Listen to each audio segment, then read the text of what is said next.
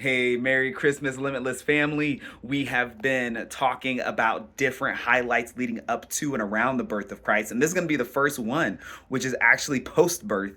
We're going to be talking about Simeon and Anna. See, these are two characters we are talking about on Sunday, some incidentals, is what they're called. But they're two characters that ended up in the gospel story because they were waiting with anticipation on Jesus's birth, and they're waiting there at the temple. What's so cool about these two is that it seems like they are characterized by prayer, communication with God, being filled with God's Spirit and being in prayer. It says Anna was regularly there praying and fasting, and regularly there serving with prayer and fasting. And we don't know if that means that was her service or if she was doing other things and regularly praying and fasting along with that, because prayer and fasting is a service, and that's something I want us to hold on to, is that is a powerful service, not something that we relegate those who can't do other things to,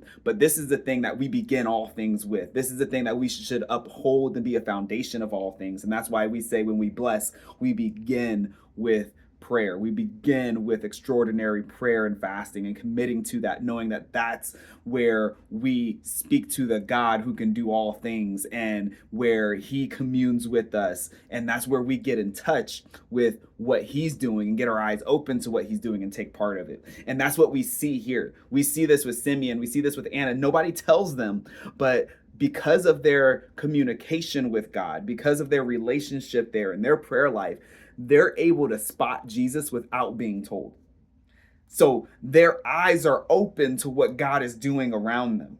And because of that, they get to be a small part of it. And that's our prayer, is that God open our eyes to what you're doing in our home, in our neighborhood, in our workplaces, at our schools, in our communities, in those places that we go and we hang out. Open our eyes to what you're doing around us so that we can be a part of it. And that happens. We tap into that by practicing that prayer and fasting, by getting in to rhythms of regularly praying and regularly fasting, so that we are in tune with and we are regularly communicating with our Father, and we're able to hear his voice. We're able to be led by his Spirit. And that's something that we want to do, because as we do that, when we're in touch with that and he allows us to be a part of what he's doing, to see what he's doing, to open our eyes to that, and then to be a part of it,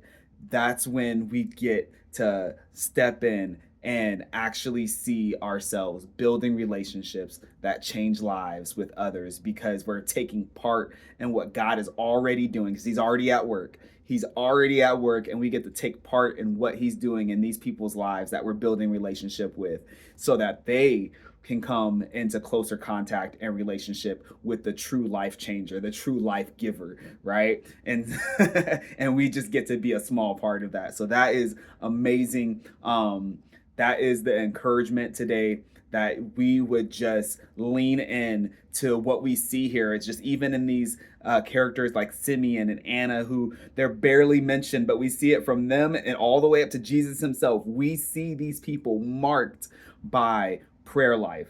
We see that they are regularly communicating with God. So let us be those people, and that God may open our eyes to what he's doing around us, in our neighborhoods, in our workplaces, in our schools, on our sports teams, in our group of friends, so that we can see what he's doing. We can be a part of it. And in doing that, we will build relationships that change lives.